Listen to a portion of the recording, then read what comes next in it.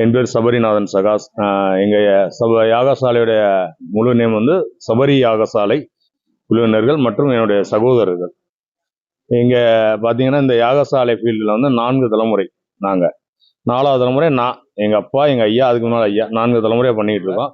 இங்கே கோயில் தர்மகர்த்தார் கோயில் குரு மூலம் ஸ்பான்சர் மூலமா ஏற்பாடு பண்ணி இந்த யாகசாலை அமைச்சுக்கிட்டு இருக்கோம்.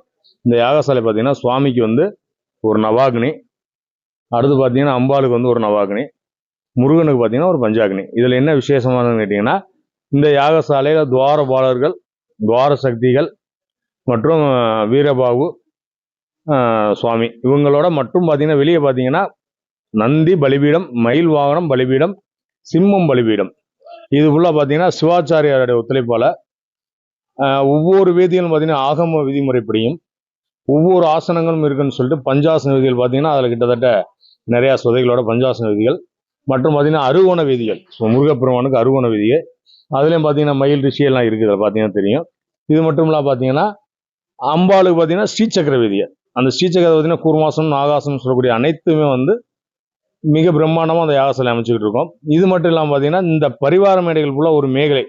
இந்த யாகசாலை என்ன கணக்கில் வருதுன்னு கேட்டீங்கன்னா உத்தமபட்ச யாகசாலையில் வரும் கணக்கு. இந்த உத்தமபட்ச யாகசாலையில் கணக்கு வர்றதுனால பரிவாரத்தையும் சேர்த்து இந்த கொடிமரங்களின் பலிபீடங்களையும் சேர்த்து நிற்கக்கூடிய இடங்களா அமைத்து ரொம்ப பிரம்மாண்டம் பண்ணிக்கிட்டு இருக்கோம். இன்னும் வேலைகள் 80% முடிந்திருக்கு. இன்னொரு 20% இருக்குது. இன்னொரு 2-3 நாட்களில் யாகசாலை ரெடியாகி வண்ணமயமாக காட்சியளிக்கும். நன்றி, வணக்கம், நமஸ்காரம். எங்கள் ஊர் வந்து தேவகோட்டை.